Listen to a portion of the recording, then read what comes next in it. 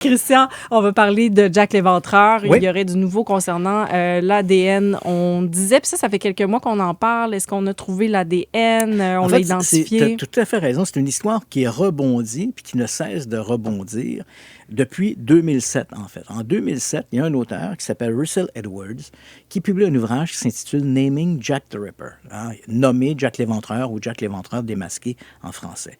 Et son histoire est la suivante. Ce Russell Edwards dit, ben voilà, lui, il a acheté un châle qui aurait appartenu à la 4e victime de Jack l'Éventreur. Donc, entendons-nous, Jack l'Éventreur, c'est un tueur de l'époque victorienne. On lui attribue plusieurs victimes, mais minimalement 5 victimes qu'on dit être les victimes canoniques. Il en a peut-être commis 1 ou 2 crimes avant, 1 ou 2 meurtres avant, peut-être 1 ou 2 meurtres après, mais il y en a au moins 5 pour lesquels on est certain que c'est lui qui les a commises. Et ça se passe à l'automne de 1888. Le premier meurtre, c'est le 31 août 1888 et le dernier, c'est le 9 novembre 1888. Donc, il va commettre ces crimes-là et une nuit, la nuit du 30 septembre, il commet 2 meurtres.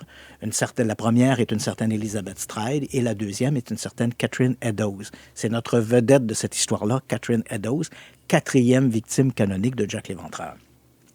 Donc, ce Russell Edwards dit, ben voilà, dans une vente aux enchères, il a acheté un châle qui apparemment serait le châle qui aurait appartenu à Catherine Eddowes. Et là, il dit, sur le châle en question, il l'a donné à des experts. On a trouvé sur le châle qu'il y avait des fluides corporels. Et ces fluides corporels, il y avait du sang et apparemment du sperme. Et les analyses ADN démontrent que le sang est celui de Catherine Eddowes et le sperme serait celui d'un individu qui s'appelle Aaron Kosminski. Aaron Kosminski, c'est pas un nouveau venu, c'est-à-dire que déjà à l'époque, en 1888, quand les policiers de Scotland Yard enquêtaient sur les crimes de l'Éventreur, c'est un nom qui est apparu à quelques reprises. Des proches de l'enquête ont dit « Ah, il y a ce type, Aaron Kosminski, violent envers les femmes, il pourrait être un bon candidat. » Mais au moment où on se parle, il est décédé en 1919, d'ailleurs dans un asile psychiatrique où il avait été placé. Et rien ne permet de conclure que Kosminski ait été Jack l'Éventreur. Tu comprends? Ouais. Au niveau de l'enquête, il n'y a pas de dossier de police qui permet de prétendre ça. Mais Russell Edwards dit, ben voilà, j'avais ce châle, on a trouvé des fluides, j'ai retrouvé une descendante, une arrière petite fille de Catherine Eddowes. Il a fait des prélèvements sanguins.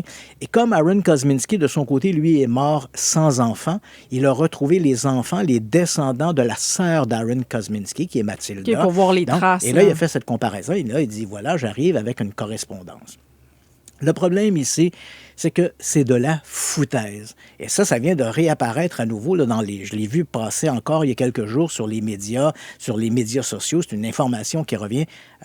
Il faut bien que les gens comprennent, c'est une fraude pour vendre du papier. C'est rien de plus que ça. Et il faut comprendre que le châle en question n'est probablement pas le châle de Catherine Eddowes pour plusieurs raisons.